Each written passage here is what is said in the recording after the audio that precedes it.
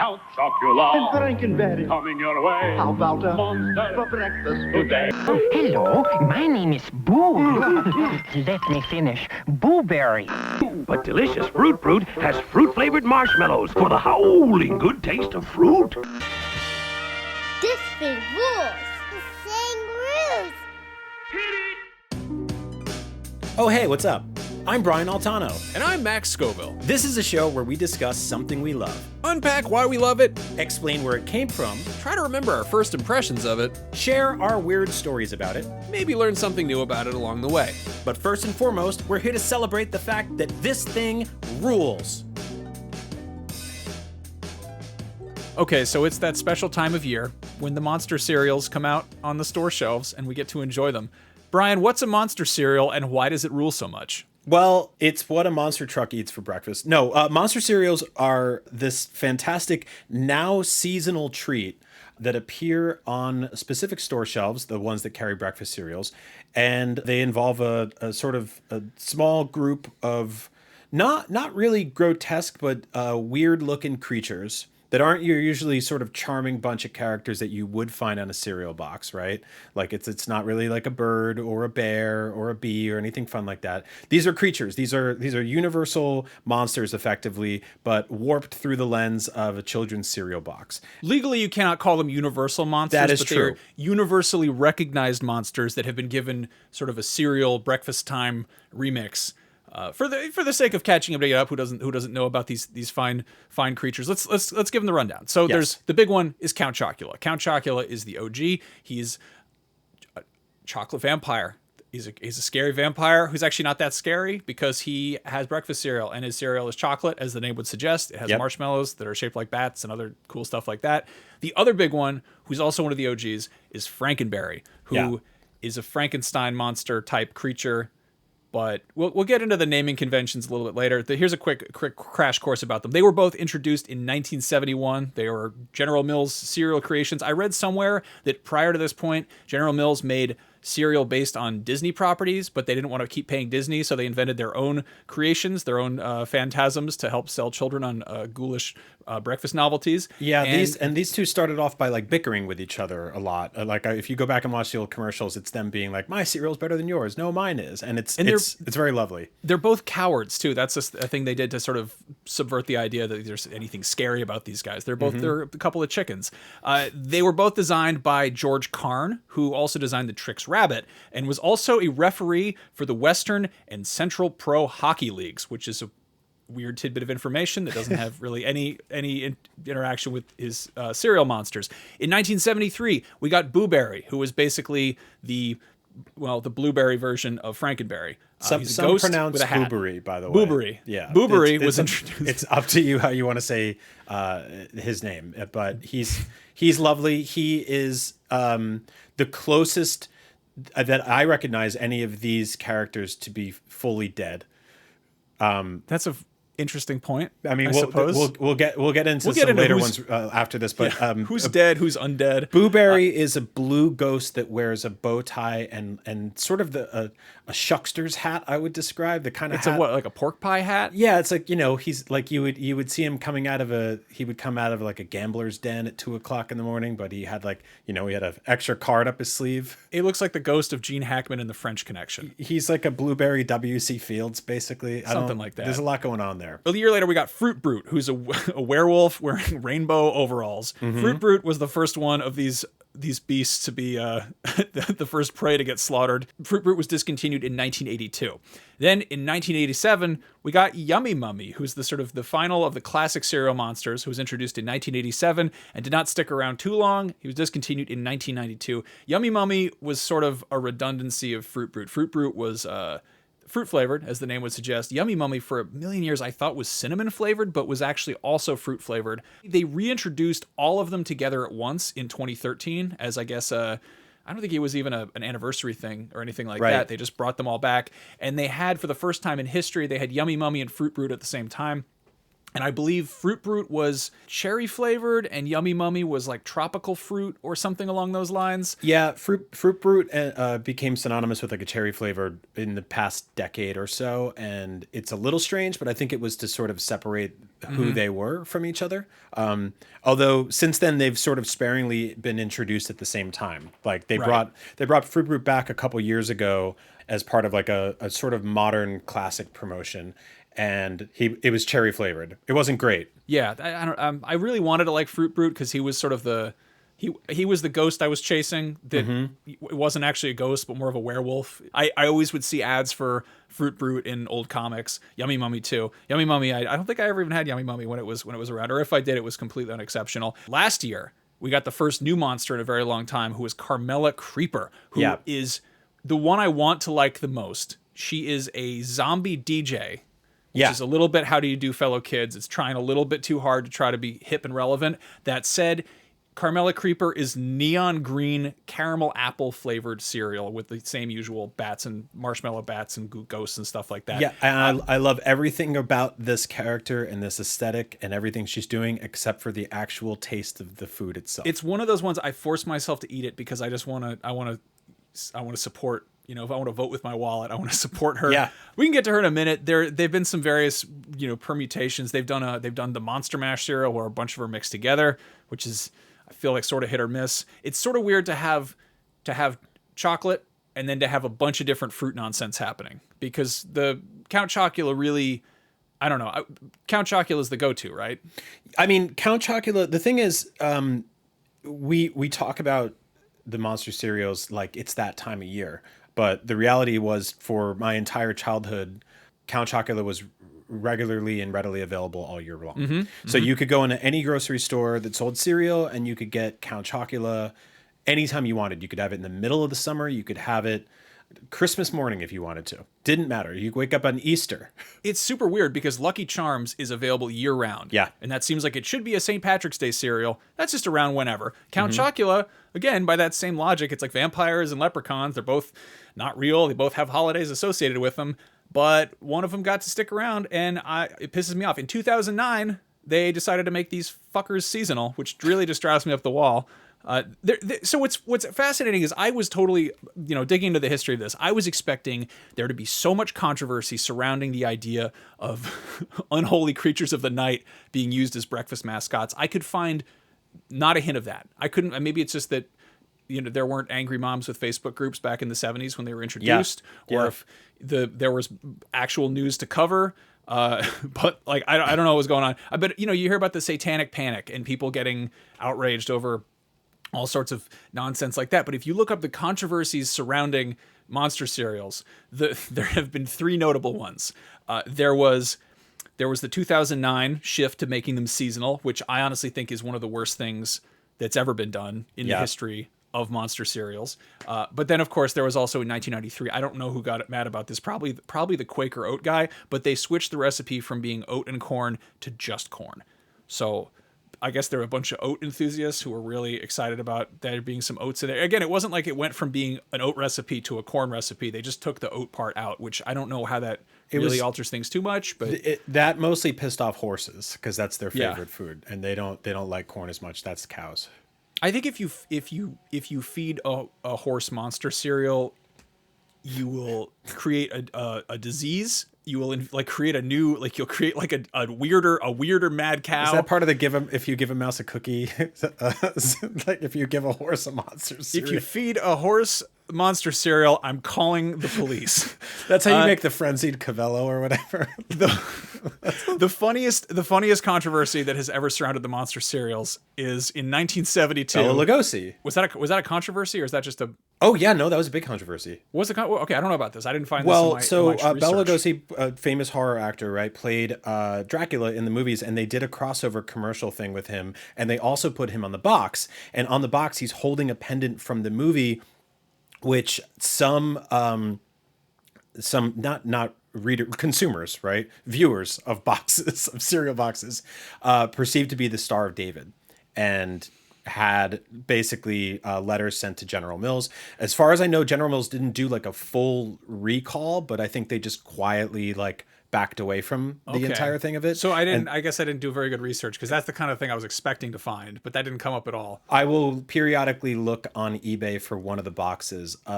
That Dinosaur Dracula, who's like a really awesome dude at sort of cataloging ancient consumer brands and stuff from the 80s and 90s specifically, has one of the boxes. And I keep meaning to hit him up and being like, hey, can you get me like a high-res print of that? Because I wanted a poster of it on my wall. Not because of the Star of David thing, which I honestly didn't even know about until a few days ago, but because it takes Count Chocula away from the picture and puts like an actual man in like a scary vampire costume on the front of a children's cereal choice box. Because the whole appeal was, I guess the whole way they got away from it being like it's a monster cereal was like, no, it's not. They never go into the fact that he drinks blood or not. I guess he doesn't. I don't know. They don't. Is he a vampire? I think they skirt that line. They don't ever actually come out. Maybe they do, but I feel like it's sort of very playfully. They kind of just they hand wave the fact that he would be sucking blood or turning into, hypnotizing people, or like, vampires do a bunch of horrible stuff. No, my kid recently got really into vampires in the way kids get into things that they're simultaneously interested in, think are cool, but also terrified of. Right? That thing where they just get inquisitive about something, where they're just like, so are they real? And I'm like, no, but there was like somebody that they think based the initial concept of a vampire on, who did live and they believe drank human blood. But if you needed to kill a vampire, here's how you do it. And I'm like, a stake through the heart. And it's like, what do you mean a stake? I'm like, oh, a wooden spike. I don't know why it's not a steak, like, like we went out to dinner and I got a steak, or like just a ton of garlic, sunlight, or a cross. Right. Mm-hmm. But also like they can't come into your house unless you say, come on in. Right. There's all the rules around that. And like they got to sleep in the coffin and all that. And they can bite people's necks they can either turn them into vampires or drink their blood. And she got really scared because she woke up in the middle of the night once and she was like, are vampires real? And I was like, no. Don't worry about it. The only vampire that's real is Count Chocula. And she started laughing her ass off at like 2:30 in the morning. So I've convinced her that that's a real person. Convinced her that one of the few vampires who is questionably even a vampire is the only real vampire, who's also the one who's the most demonstrably cartoony. Yeah, but I don't know how many of the rules of killing a vampire apply to Count Chocula. Like I don't know if Count Chocula will come into he comes into my house uninvited all the time. When I guess I do invite him when I go to the store and I get 2 family-sized boxes of his cereal. You certainly do. And I bring them home. I'm trying to think of I probably should have watched more of the modern commercials, but there's always that dynamic in cereal commercials where most of the time it's children harassing some cartoon. Like they're chasing after the Trix Rabbit or Lucky the Leprechaun. Or I don't know what they do with the Honey Nut Cheerios bee. They have like a completely neutral relationship with Tony the Tiger. They all kind of get along. Nobody's bothered by the fact that a completely ass naked, except for a bandana, predatory cat is coaching Little League Soccer. That seems like a thing that should be cause for alarm. Meanwhile, I'm trying to think what their dynamic is with Count Chocula, and I don't think they're scared of him. I can't remember though. And if you look at the really old ones, there aren't any kids at all. It's just these monsters hanging out shooting the shit, arguing about who's got better cereal. Occasionally they're just in his house in, Chocksylvania or whatever. Mm-hmm. he's just there and they're there and it's not really explained. It's just, he's just like, hey kids. And he's like, can I wreck your whole worldview for a second? Again? Yeah. You know his first name? What? Alfred. Alfred? His canonical name is Alfred Chocula. That's an odd one. It's an odd one. They really wanted to make him kind of a scaredy cat, Like I do appreciate that. Speaking of which, this year they gave them all pets, which I think is awesome. This was like the first time in history that they've been like General Mills has been really good about introducing new, interesting ways to make the cereal cool. And so when I was saying earlier that like it's a bummer you can't get them all year round. That's true, but I think what has happened in return is that only getting them in the fall or very late summer has turned it into much more of a special event. And so I completely agree with you there. yeah. And so each time they do it, they have like this cool excuse to be like, hey, we're doing it again this year, but we're doing it a little different. It's sort of like having a theme for your Halloween party or picking out a new costume or whatever it is. Like every single year, they're kind of like, in the same way, like McDonald's will be like, hey, we're bringing back the Halloween trick-or-treating buckets or whatever, right? Or like, McNuggets toys, and they have costumes. Like, they find a way to make this interesting every single year. And over the last few years, they've done some really cool stuff that I've been like really into. They worked with this artist Kaws, Kaws, who has done like sort of like high end like Kid Robot style vinyl toys for ages now. He does a lot of street art and worked with a lot of like fashion brands and stuff like that. And his stuff is sort of synonymous with that like kind of like supreme, high-end toy collector market. It's the smart art kids who got commercial enough to be successful, but stayed hip enough that they were still artsy fartsy. Yeah. This guy went to your school, didn't he, Kaws? I believe he did. Yeah. And he's about a decade older than you, I think. Yep. Like, what was your first sort of like exposure to him? I mean, I was living in New York when his stuff was blowing up, so all of his stuff was in like galleries, in stores, and then it started making it into smaller scales where it started being in all of the high-end like toy stores and stuff like that. And it was just really cool to see that everywhere, to see like that graffiti, that spray paint, see it on people's t-shirts and all that. It just became sort of everywhere. And I was like, man, it's really awesome to see this happening right now. And so like General Mills hired him to make to basically redo a bunch of the Monster cereal box arts. And his whole thing, his sort of signature identity is he does these like weird sort of puffy cloud ears around characters that sort of looks like an Elephant Man Mickey Mouse. And B, he gives them X's for eyes. And he's worked with Sesame Street and I believe Disney and a bunch of other companies where you're kind of like, man, all right, so somebody on the art team was hip enough to hire this guy. And so he worked with General Mills, and what was really cool is they redid all the boxes, and then they had a contest where on the back of the box there was like a code you could type in on a website, and if you got it, and you and I both did, they would mail you a bag of cereal toys instead of just putting them in there, because they took cereal toys out of cereals for a variety of reasons. Another thing I had to explain to my kid the other day, I'm like, they used to do that. Now they don't anymore. And so like 3 months, I want to say it was like January or February, right? I was just like peak, like seasonal depression. It was one of those days where it was just like dark for 50 hours straight. Yep. And I had just moved, and I get the mail, and there's like when you move and there's like 16 stickers on it because it's been bouncing around at different addresses, and I tear this thing open and there's 4 little figurines: Frute, Boo Berry, Franken Berry, and Count Chocula, and they're recreations and sort of homages to cereal premiums that they did in the 70s, I believe, where they're just like these tiny little figures on stands. And I think I won 2 sets of them somehow. And so one set is in my office, and another set is I got one of the Count Chocula boxes framed in my kitchen and put the toys up top and like glued them onto the top of the frame. So I get to see them literally every morning when I make coffee. They're right there. And so it's just one of those things that makes me happy. So I think I am such a Charlie Brown about things that I just assumed that I would not win these. And I want to say you just hit me up and you were like, hey, put that code in. Yeah. You're going to probably win it. Or it was like the amount of people who, had they just put these toys in the cereal boxes, realistically, I think a lot of people would have thrown them out. But I feel like it's the same logic as when things get crowdfunded, where they know exactly how many of these things they actually need to make that people actually want. Nothing's going to waste. They have a number of codes. It's a stupid premium.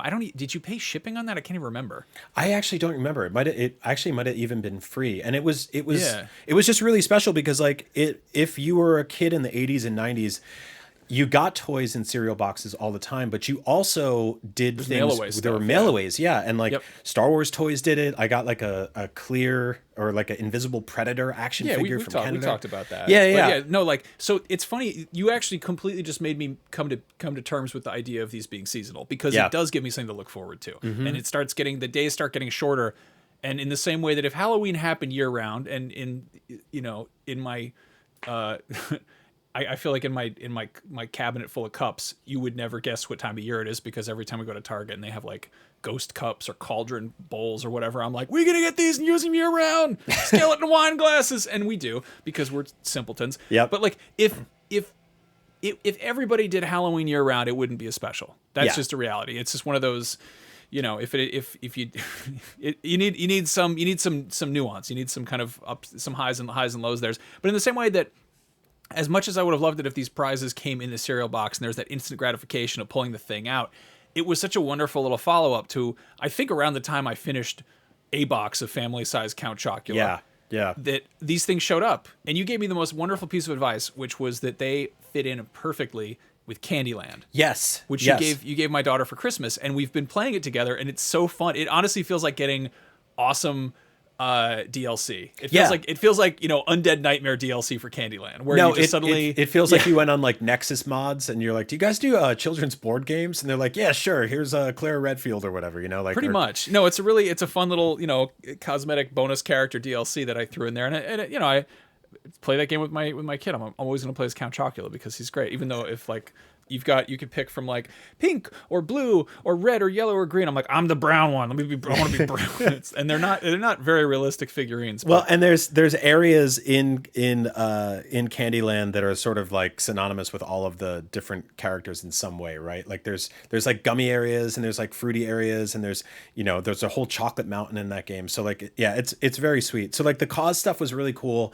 They went even deeper because like I think he was basically like a few weeks after Halloween, he put up on his own website a bunch of, and I should have grabbed one of these and I didn't, but he sold cereal boxes. I don't know if you've seen these. He sold cereal boxes that are basically like acrylic embossed, like shiny sort of 3D pop out versions of the cereal boxes he did already in completely different colorways, and sold them with like sort of acrylic cases. So you can get like a plastic box of Count Chocula with the cause designs on them. On eBay, they go for like $100. And I found out today that he also made a bunch of like high-end vinyl toys, and those are like $2,000 for the set. Like those are super rare. They're really gorgeous and they're really cool. But the way this the series of monster cereals has handled premiums and prizes has always been sort of interesting, because they've done a bunch of stuff that's like, you know, they've done like bobbleheads and tie-ins and stuff like that. Like being a collector of anything Count Chocula related has been interesting because it's been mostly like Funko Pop stuff. But a couple years ago, they did a cross promotion across all of the General Mills cereals for these weird sort of figurines, and Boo Berry was one of the rarest in the bunch. He was like sort of a chase variant. And I got Count Chocula, but I don't think I got him in Count Chocula. Like I think I got him in like Honey Nut Cheerios or something. You could also get the Trix Rabbit, and it's a whole different line of them. I have one of them in the shelf behind me. And then Jada Toys are the only ones making action figures for these guys, and they made Boo Berry, Franken Berry, and Count Chocula. And what's cool about that is they all come with a small 2-scale box of cereal for them to hold, but they also come in a box of cereal that's slightly bigger that you can use to display, or they have a Velcro thing that opened up. One of those. That's great. Yeah, they're really awesome. And so like, yeah, their thing this year was they basically introduced Frightful Friends, which was like a bunch, every single monster has a pet. And Count Chocula has a spider. Frankenberry has a bat. Boo Berry has a fucking squirrel. And Carmella Creeper has a snake. And Frute and Yummy Mummy weren't invited back. Canonically, I think Frute becomes a man a couple of times every century or whatever. It just goes I don't to like work. that at all. You don't think? Yeah. What if he's one of the Cinnamon Toast Crunch bakers that disappeared? It just turned into a wolf. That's based on his overalls. I would guess that he's Gallagher. He wears the rainbow overalls. Maybe Gallagher would get done smashing watermelons, and then they turn into the Fruit Brute. Yep. I'm into maybe, that. I don't know, some of his public statements in recent years have caused General Mills to terminate the contract. Who knows? No, I don't know. I love that there is this lore here. And like, we love talking about cereal mascots and things like that, but it's fun that there's this interconnected universe specifically for monster cereals, which you don't have really with other cereals. You know what I mean? Like there's occasionally you'll see them in the same place. Like there's the variety pack they sell where it's the little boxes together, but they don't interact there. And I'm sure there's been some cereal commercial along the way where Tony the Tiger and Lucky or wait, that's Kellogg's in general. What, you know, the Honey Nut Cheerios B and whoever, they all kind of exist in a vacuum. But in this case, you have there's a community. There's a community of monsters that comes together and they interact with each other.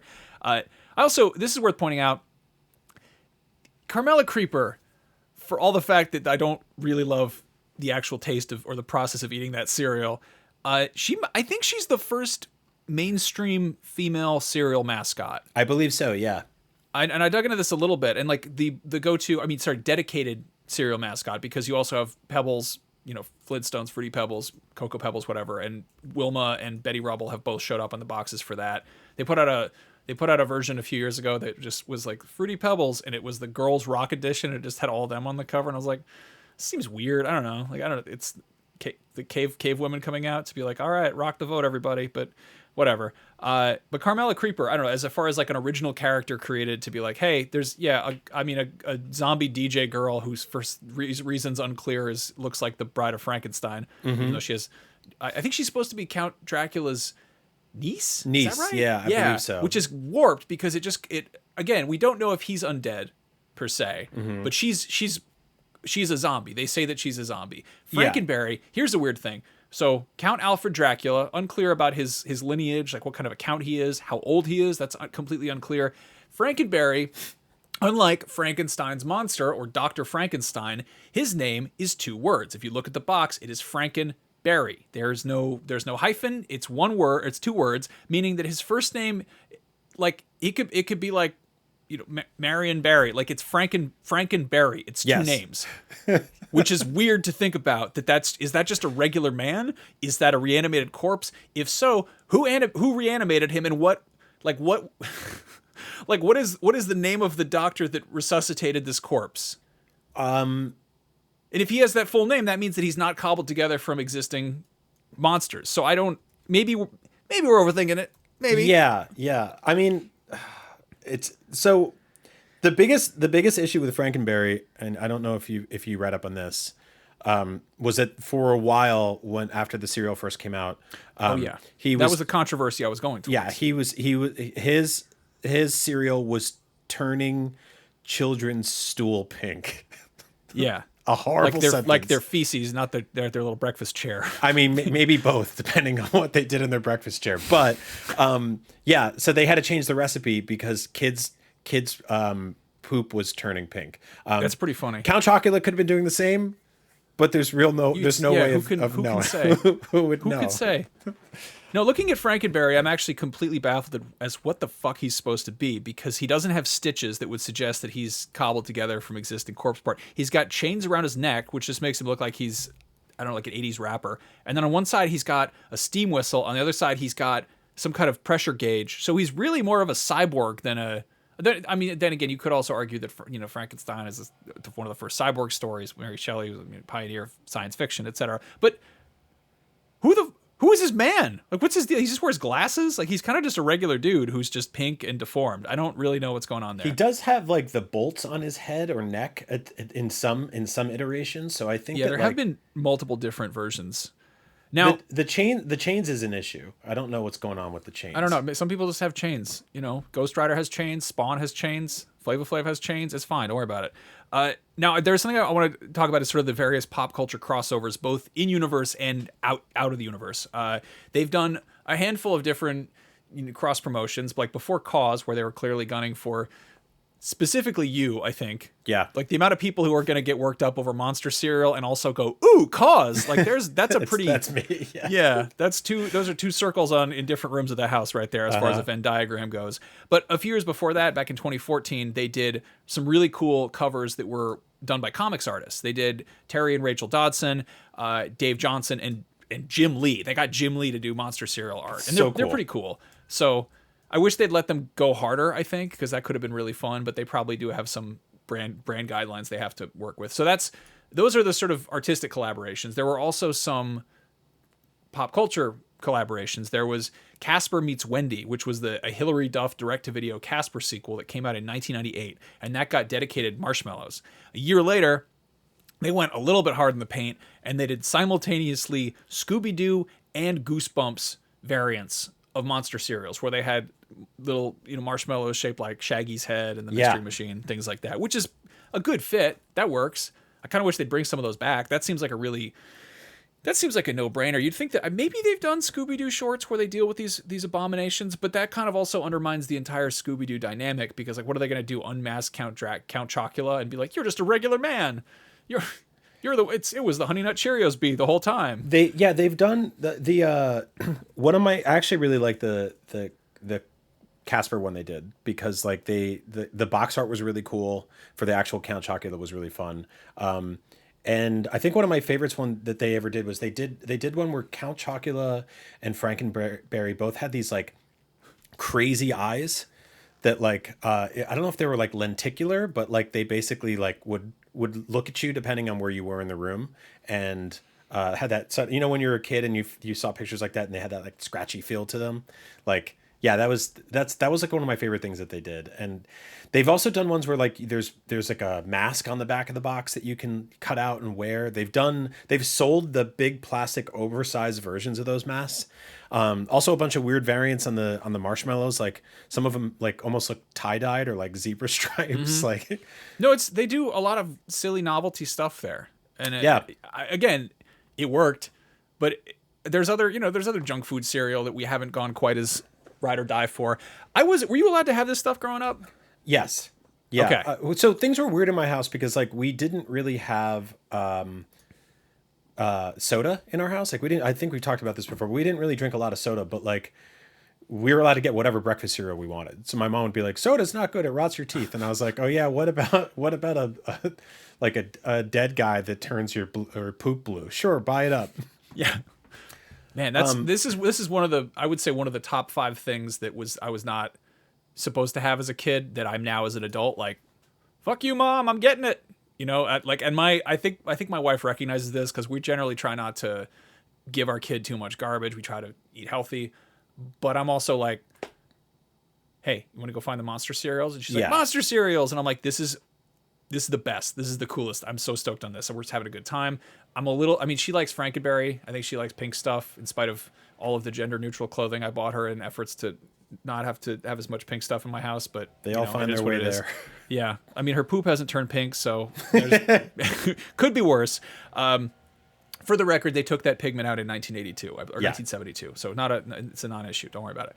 But yeah, like, I don't know. This was always kind of an illicit thing where it's on a couple levels, because it is one of the junkiest monsters. Like, you're not supposed to have chocolate for breakfast. I love how Cookie Crisp was like, cookies for breakfast, and there's like cops chasing this wolf around, and it's completely, it's GTA over there, and it's like, dude, you're not supposed to like undead abominations of the night. Like forget about like regular laws about what cookies. That's like a cookie is it's not even like a little bit of chocolate chips in there, whatever. What if the cereal was full on chocolate and it had candy in it and it was based on a creature that literally bursts into flame if it sees sunlight? What a perfect mascot for morning food. Right? Yeah, it doesn't make any sense at all. So I'm very happy with it. I'm happy it exists. I'm happy it's still around. Can I tell you my insane aftermarket kit bash case mod that I do for Monster cereal? No. This is probably one of the most, I don't know if it's probably unhealthy. It's definitely unhealthy. But it's also just unhinged. What I do is I take Count Chocula. Yeah. And then I take protein powder. Okay. Specifically, I've been really into this like Ghost protein powder, not made by Ghost. That's the brand, whatever. And it's Oreo flavored. And I put that on top. And then I mix in milk, and then I pour in cold brew concentrate, and I mix that together. And it is the most insane slurry that do you eat it with a spoon out of a bowl? Yeah. Okay, yeah. So I also occasionally I'll do Greek yogurt. I'll be like, Faye, it's a nice, healthy, high protein, low sugar, and then I dump Count Chocula on it because I'm sick in the head. To me, that doesn't seem that much more unhinged than somebody getting like a caramel frappuccino at Starbucks or something, right? One of those like crazy drinks that has like sprinkles and a mountain of crap on top. There is something we should talk about though. Okay. And I don't want to get political, but we're still feeling the ramifications of the 2016 election. And that's because in 2016, the Monster cereals had a fucking election. Do you know this? I vaguely remember this. I think maybe other current events might have made me forget a little bit. There was a different monstrous election happening that year. But no, in 2016, General Mills brought the cereals back during the 2016 election in the fall, and they had a thing where you basically could either vote for Boo Berry, vote for Franken Berry, or vote for Count Chocula, and they tallied all the votes on the website. They went with sort of like American flag, just not stars really, but some stripes, and you could win cash, you could win money based on voting, which is just like a real election. Yeah, which is illegal. It should specify. If you worried that these undead breakfast nightmares weren't causing enough shit, they were paying people to vote in 2016. So yeah, this was an entire thing. They had basically listed their pros and cons on the website. They had them at podiums and stuff like that, and key art all over the place. The election branding took over the entire Monster cereal packaging for that fall, and there was a lot. There was definitely some things. Yes. Yeah. That year and since then to be mad about, but I'm specifically who was like, you know what? Kids aren't really into vampires and Frankensteins and ghosts these days. You know what they love is they love democracy. And I get the importance of trying to rock the vote and get people excited about that and caring about the system or whatever. But it's fucking vampires. What are you doing? Can I give you some electoral college stats? So I love electrical colleges. Electrical. Bergenworth. Franken Berry won one state, and that's Montana. Boo Berry won 6, and there are all the ones you'd expect, and then Count Chocula won the rest, which doesn't make any sense to me. I mean, I just so like some of the pros and cons listed for Count Chocula that he's batty for breakfast. You can count on him, and he'll work through the night. And the cons are that he's sometimes a pain in the neck, so maybe he does bite people, can be a bit flighty, and he's draining to chat with. Boo Berry's cons are that he's hard to pin down, really loves booze, and uses scare tactics. And his pros are that he spooks for the people, scares deeply about the issues, promises full transparency. So yeah, a lot of puns here. Frankenberry's full of energy, always frank, will provide strong leadership. Cons, scared of pretty much everything, often relies on shock value, says Berry instead of very always, which is not something that I look for in a president personally. You know, like if something bad happened and the president came out and he said today was a very horrific day for America, I would that would be an entertaining, like, Harold Dean situation where instead of a weird yell, it's just somebody says like, I'm very excited to be your president. Excuse me, what did you say? Yeah. So I'm glad I understand why he only won one state. I do not understand why Boo Berry won Hawaii though. I don't. But yeah, that's that was the monster election that happened in 2016. Really, again, I don't get it. I don't get why they. I hope the person who was in charge of that. I hope they hear this, and I hope they know how disappointed I am in them. I don't wish any ill will on them or their families or anything, but I do think they fucked that one up. Now let's talk a little bit about there have been some amazing marketing in these things. They really, all they are is marketing. The fact that we're doing a podcast about them after they've been around for 50 years or whatever, they have almost had some other ones. They've almost had some other monsters that were rejected. There's a Instagram account called Collecting Candy, and that account surfaced some unused promotional art that was shared on Facebook, on some Facebook group, by the son of some marketing person at General Mills. And here are some rejected, unused monster cereal titles, and I'm not making this up. This is not a bit. This is not a bit. This is 100% real. Are you ready for these? Yes. Okay. Apple Mummy. That one went back to the drawing board. They were like, that just doesn't have a ring. Doesn't really have a ring to it. It doesn't work at all. It doesn't even have a pun to it or anything like that. Nope. And then they really were just kind of trying to make fetch happen there. But Apple Spider. They should have gotten with like fruit and common or something like that. Fruit and common would have been good. But also, I want to say that Tutankhamun wasn't as popular a thing. When did Steve Martin do that Tutankhamun bit? I don't know. There was a whole phase where Tutankhamun was like a big thing. Did you say Apple Spider? Yeah, Apple Spider. What kind of idiot shit is that? again, yeah, I think they were like, it's an apple with legs. I like that I can accept a blueberry ghost, but like you show me an apple spider and I'm like, you get that trash out of here. Yeah, Tutankhamun wasn't really super famous, and it was like that the worldwide tour of the artifacts was from 1972 until 1981. So he was still kind of making the rounds, becoming more of a well-known thing. Apple spider has never been a thing. What is like, again, banana spider, an actual animal. That could have worked. Don't Google image that thing, that animal. Apple spider, I don't know. So anyway, those two, apple spider, apple mummy, would have been so horrible. Go banana. The banana spider would have been so horrible on so many levels. That's one of the most terrifying creatures on Earth, A, and B, nobody wants a banana flavored breakfast cereal. Well, that didn't stop them. There was Anna Banana, who was just like a witch, and then there was Ella Vanilla, which was also just like a witch. Ella Vanilla, which doesn't even rhyme. But then they got a little bit closer with Vanilla Gorilla, which is, I guess, is the gorilla dead?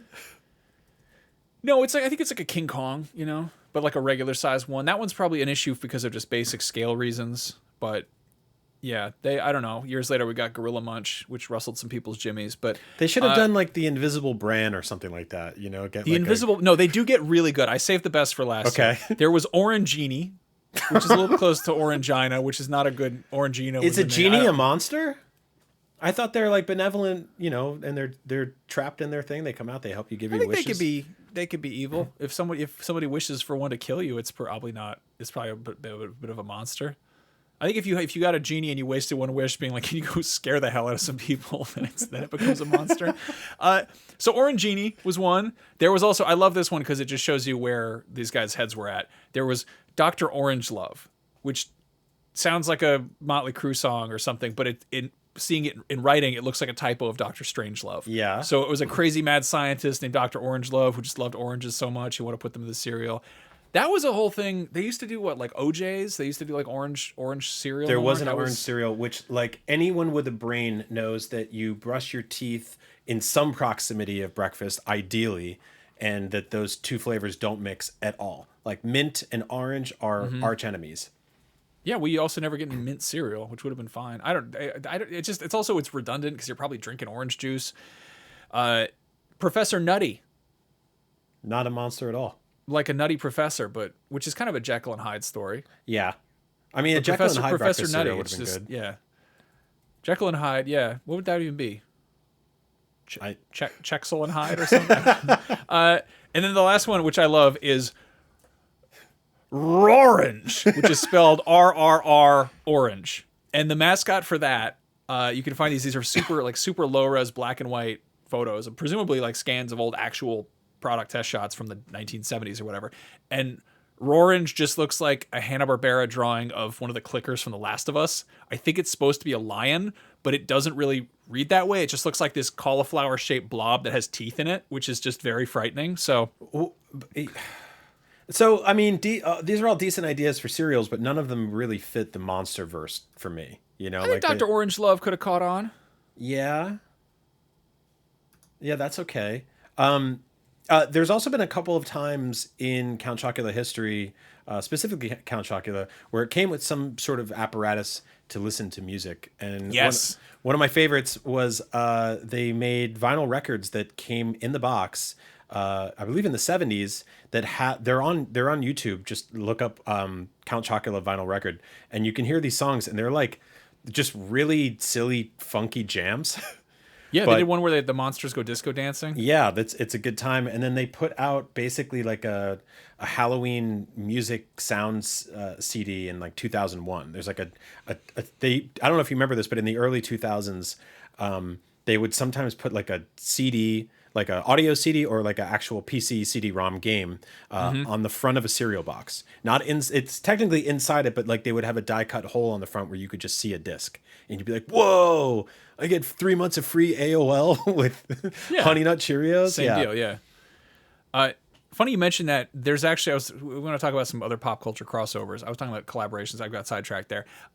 There was the Chex Quest HD remake, which we did like a sponsored Let's Play of this years ago. Remember that? Yes. Yeah, and it's great. They actually went through and they fully remade Chex Quest, which is kind of impressive.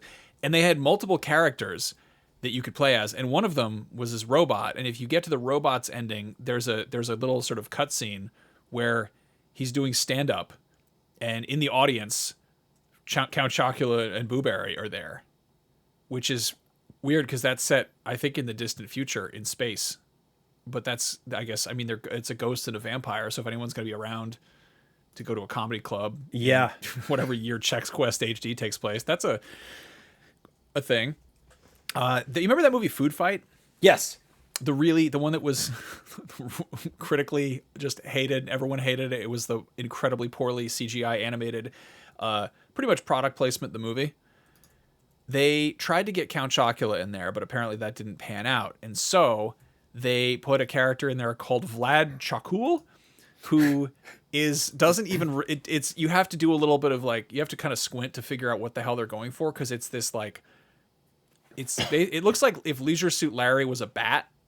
It's got like a large head with a very like a cartoony bat face. And he sounds like, I don't know, kind of like George Burns. Like he just doesn't, he's got this weird kind of just like lounge singery energy to him. And if you want to find clips, of this bat, I'm not saying this just to be like sassy. Go on YouTube and type in "food fight!" ! But it's just that one gay bat. Somebody assembled all the clips of this bat, and the comments are all really mean about the bat, and that's amazing because the rest of the movie is also terrible. So their handling of Count Chocula, not great. My favorite. Like I was actually expecting to be way more of this. I was thinking there'd be some like Count Chocula stuff on Venture Brothers or some crossover thingamajig, whatever. It's not that there's not that much of it, but the one big monster cereal pop culture connection is a doozy, and that is the Fruit Brute Quentin Tarantino connection. Isn't that weird? You know about this? Yes, it's so weird. So for our dear listeners, Fruit Brute shows up in both Reservoir Dogs and Pulp Fiction. And not the werewolf in the overalls, but the box of cereal pops up. And I think it's in Mr. Orange's apartment in Reservoir Dogs, and then the Jules's Vincent's drug dealer in Pulp Fiction, the Eric Stoltz character, is sitting there on his couch, just in his bathrobe, eating Fruit Brute, which is it's, on its own, it's like, okay, it's cereal. It's probably not a deliberate thing. Except those movies are not set in the 70s, correct? They're 70s infused, but they're set in presumably present day when they came out. They're vaguely late 80s, early 90s, that time zone, where Fruit Brute had been long since discontinued, which fully supports the theory that a lot of people have that Tarantino's movies take place in an alternate timeline, which is why certain things happen differently, like Hitler was killed in a movie theater, or the Manson murders were sort of curtailed with a flamethrower.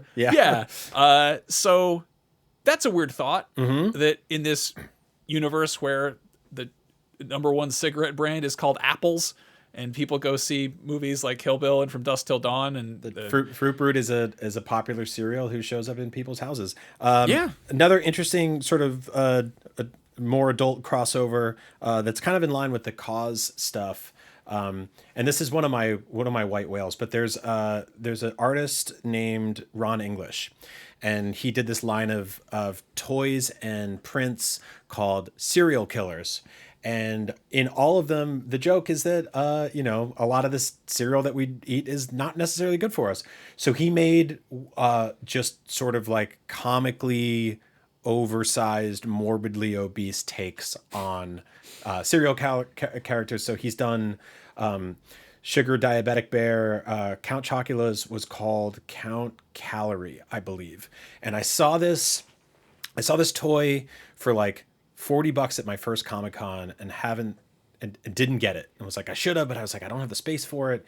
And I just keep meaning it regularly hovers between like 60, 70, 100, $120. And I'm like, I just want this thing. It is a just cartoonishly overly large take on Count Chocula. I want to say it's like 6 inches tall. It says there's like silly jokes on there like Count Calorie and Transylvania Fat, like stuff like that. But he's also done, Captain Crunch and Sugar Bear, the Fruit Loops, all those guys. But recently he did a line of 3-inch versions of them, and you can get like 12 of them for like $25, and you get like Franken Berries in there too. So, Yeah, this is if you're one of those, and he's called Franken Fat. It's Really swung for the fences on that one. yeah, right. It's very mean and fat phobic, obviously.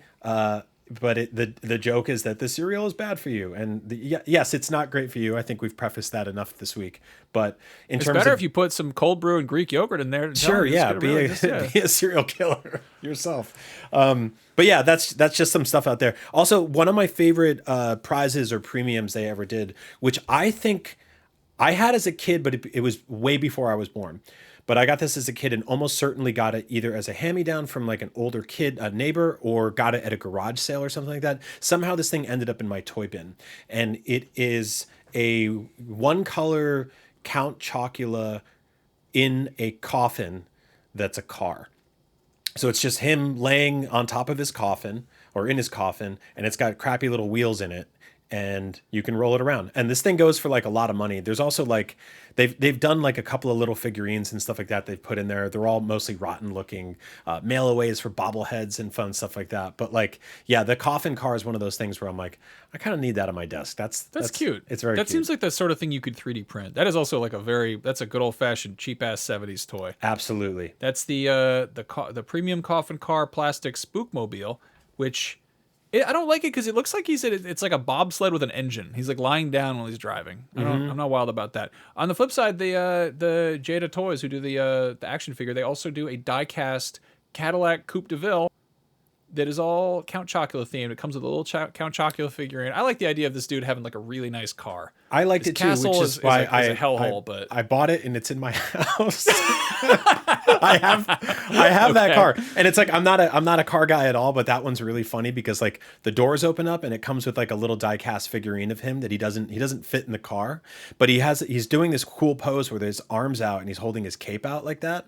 So he's showing you his classic. Yeah, he's car. like, come to my vehicle. It's very silly, but no, all in all, like the thing that I think that's really special about monster cereals now for me, especially being a dad, and you're in the same boat, is that you get to do that thing where you go to the grocery store to get, onions or chicken or, Greek yogurt, whatever it is.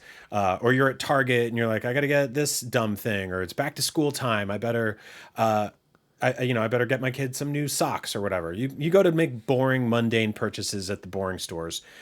And as you creep towards the end of August, early September, and it feels like earlier each year now, monster cereals start to show up on shelves. And they're always on the end caps, which is really lovely. Like they get their own display, or sometimes you'll get there and they'll be at the front of Target or whatever. Like they get rid of all the back to school crap. They get rid of all the sort of like all the over the summer, they're all selling like tiki tchotchke and all this, like, here's stuff you can do if you have a backyard party and all that, lawn ornaments and stuff. And then a day turns, Halloween candy pops out, cereal monster stuff pops up, and like it takes a couple of trips. I'll go there like a couple of times before I get lucky. And there's always that time each year where I'm like, yes, and that it's the most wonderful time. Like that starts playing in my head, and I get like 2 or 3 family-sized boxes because I know they'll last us through the winter.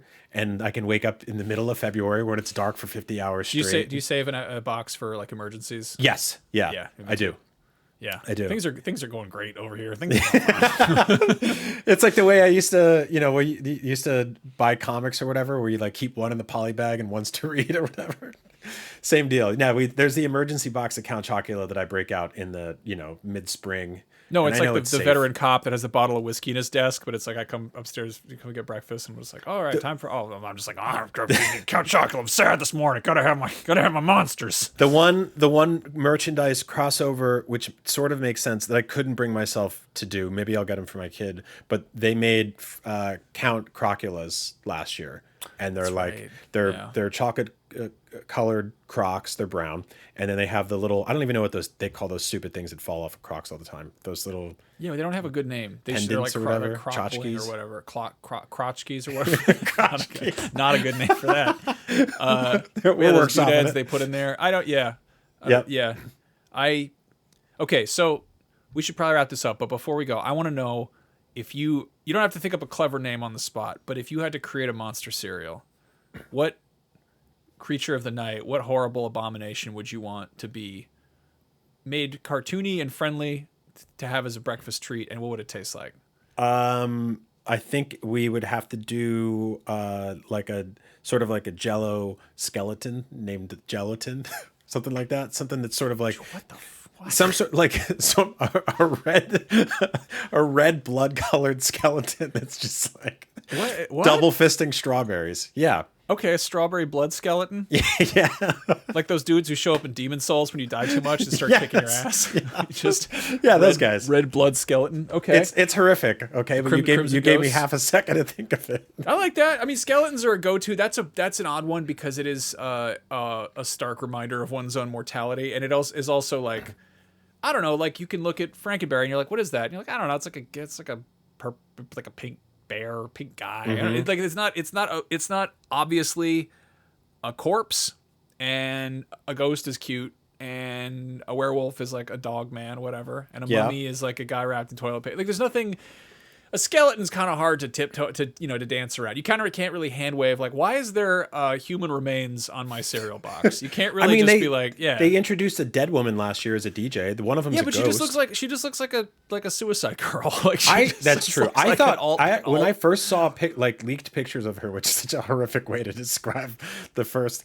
But no, I thought she was going to be like swamp adjacent, like swamp. It would be like Swamp Rings or something. I thought it would be like a Creature of the Black Lagoon type. It's like, oh, she came out of the the depths of the muck. Yeah, the whole lagoon thing is the aquatic monster stuff is always good. I like a good, I like a good wet monster, I guess. Good what about you? What do you want?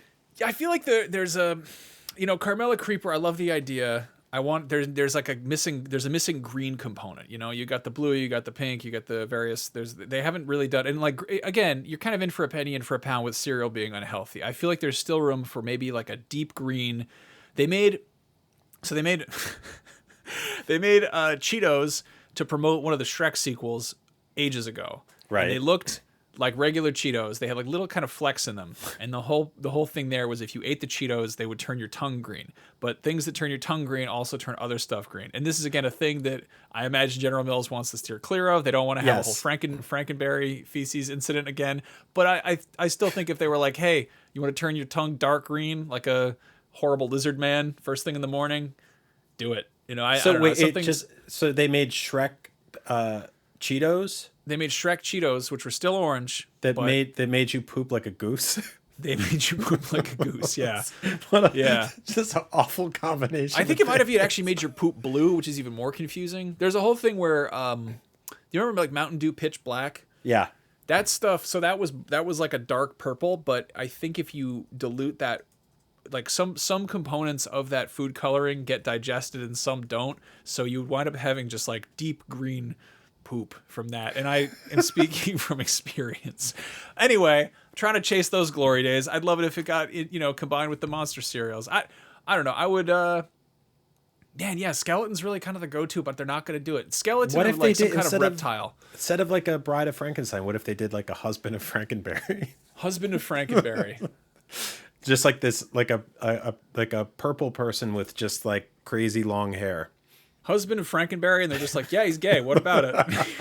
Like, deal with it. And it's like grape flavored. Yeah, grape is an interesting one. Yeah, they call it the Grape Depression. I don't know. That's a good one.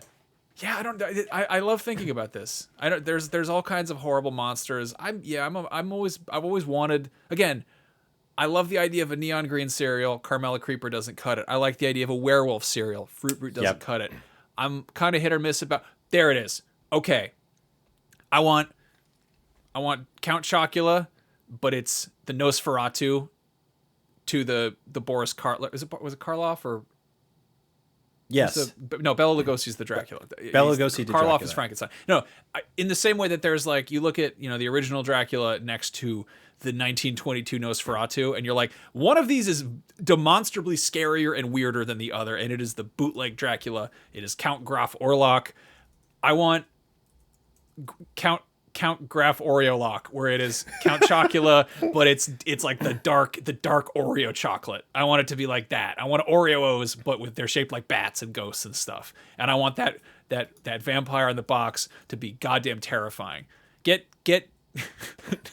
Get Robert Eggers on the phone. We need an official serial tie-in to his upcoming Nosferatu remake. So have I ever told you my dream casting for the live action Count Chocula movie that is not officially in production? No, go on. Okay, so I want either Ty Burrell, who is the father from Modern Family, or Nestor Carbonell, who is that guy that has the sort of the permanent JD Vance eyeliner stuff going on. They both have a strong Alfred Chocula face to me. So look those guys up. Let me know your dream casting. Those are both very good casting for for a chocolate vampire, right? That's an interesting choice. Yeah. Just kind of the stuff I think about. Yeah. No. Let's see. The Nestor Carbonell was I think he was the police commissioner in The Dark Knight, and then yeah. The other guy he's like Steve from the Dawn of the Dead remake. Yes. Wow. Yeah. Good call on that. Who'd play Franken Berry? I don't know. I haven't thought about that yet. But that's you just as much as I don't like him keep getting cast and stuff, I feel like Jared Leto and House of Gucci, he really pulled it together. Just get that guy in some big pink prosthetics, get some steam whistles and Geiger counters sticking off of his head. Really just make him play a big pink whatever Franken Berry is.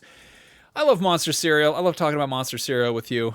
Monster Cereal rules. It's the best. And I'm glad it's back, and I'll be sad when it goes away, but that gives me one more thing to look forward to next year before I die. I'm not going to die next year, but if I do, I hope I come back. Hey man, don't get too morbid when you're talking about cereal based on vampires. That would be weird. I hope I come back as a blue ghost. Paul Walter Hauser. That's who I want for Franken Berry. Oh man, that's good. Yeah, he's spot on. Yeah, he's the guy. Oh God, he'd be good. I love him in I, Tonya. Oh, wait, hold up. One more thing. Before we go, just a very friendly reminder / desperate plea for all of our listeners to support the show however you can. Each and every single like, share, subscribe, rating, review, follow, favorite, bookmark, upvote, and comment we receive helps us grow our audience. Even a good up dog helps us out. Every single little tidbit of organic interaction we get helps convince those cold, unfeeling algorithms that this show is actually worth anyone's time. Good old-fashioned word of mouth works too, so if you think this show rules, tell people about it. Tell your friends, lovers, strangers, enemies, whoever. And of course, we might have mentioned kicking us $1 or $2 on Patreon is huge. Also has some really cool perks. For instance, $1 a month gets access to bonus content. $5 gets you each week's episode on Tuesdays instead of Fridays. And for a few dollars more, you can help decide the good, bad, and ugly topics for future episodes. Head to patreon.com/thisthingrules to see for yourself. However you support the show, even if it's just making time to listen to us talk about our favorite stuff, you rule, and we love you for it. We'll see you next week. Or we'll hear you next week. Or you hear us. You'll hear us. We'll talk to you later. Next week. Before we go, very special thanks to all our big-time executive producers from Patreon who probably can't even hear this because they're driving around in limousines, talking on portable phones, making big business deals. But either way, Brennan Bova, Josh Page, Ben Burkhalter, Steve Cam, Kevin Lemisurier, am I saying that right? Probably not, Chip Chunkling, Scott Davis, and Go Jason Waterfalls. You all rule. Thank you so much for helping us make this show. We appreciate you. Makes your tummy go yummy.